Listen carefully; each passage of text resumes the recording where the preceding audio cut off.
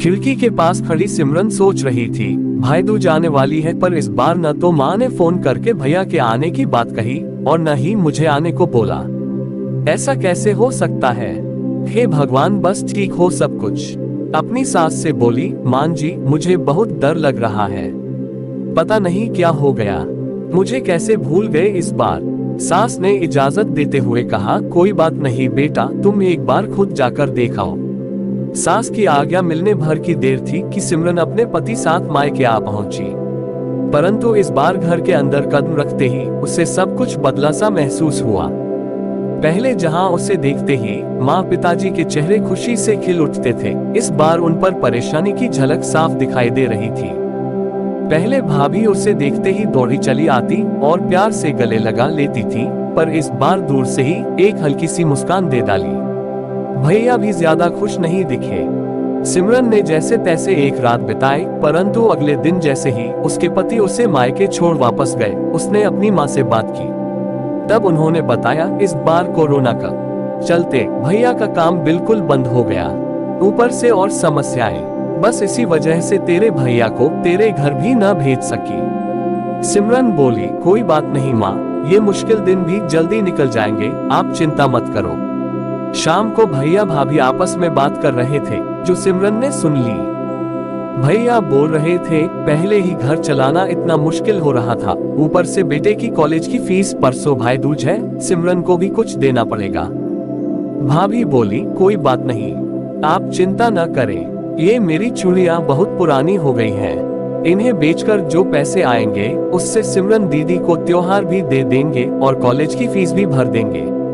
सिमरन को ये सब सुनकर बहुत बुरा लगा। भैया भाभी ये क्या बातें कर रहे हैं, क्या मैं यहाँ उनको तंग करके कुछ लेने के लिए ही आती हूँ? वह अपने कमरे में आ गई।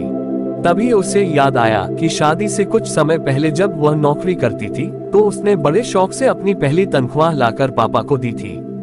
तब पापा ने कहा था, ये पैसे अपने पास ही रख ले बेटा, मुश्किल वक्त में काम आएंगे। इसके बाद वह हर महीने अपनी सारी तनख्वाह बैंक में जमा करवाती रही। शादी के बाद जब भी मायके आई तो माँ ने उसे पैसे निकलवाने को कहा, पर सिमरन हर बार कह देती कि अभी मुझे जरूरत नहीं। पर आज उन पैसों की उसके परिवार को जरूरत है। वह अगले दिन ही सुबह भतीजे को साथ लेकर बैंक गई और सारे पैसे निकलवाकर पहले भतीजे की कॉलेज की फीस जमा की और फिर घर का जरूरी सामान खरीद कर घर वापस आ गई। अगले दिन जब भैया का टीका किया तो भैया ने भरी आंखी से उसके हाथ 100 का नोट रखा। सिमरन मना करने लगी तो भैया बोले, ये तो शगुन है पगली, मना मत करना। सिमरन बोली, भैया बेटियां माए के शगुन के नाम पर कुछ लेने नहीं, बल्कि अपने माँ बाप की अच्छी सेहत की कामना करने, भैया भाभी को माँ बाप की सेवा करते देख ढेरों दुआएं देने और बड़े होते भतीजे भतीजियों की नजर उतारने आती हैं। जितनी बार मायके की दहलीज पार करती हैं, ईश्वर से उस दहलीज की सलामती की दुआएं मांगती हैं। जब मुझे देख माँ पापा के चेहरे पर रौनक आ जाती है, भाभी दौड़कर गले लगाती हैं, आप लाड़ लड़ाते हो, मुझे मेरा शगुन मिल जाता है। अगले दिन सिमरन ने मायके से विदा लेकर ससुराल जाने के लिए जैसे ही दहलीज के पार कदम रखा कि भैया का फोन बज उठा। उन्हें अपने व्यापार के लिए बहुत बड़ा ऑर्डर मिला था। वे सोचने लगे, सचमुच बहन बेटियां मायके कुछ लेने नहीं बल्कि अपनी बेशकीमती दुआएं देने आती हैं। जब वे घर की दहलीज पार कर अंदर आती हैं, तो बरकत भी अपने आप भीतर चली आती है।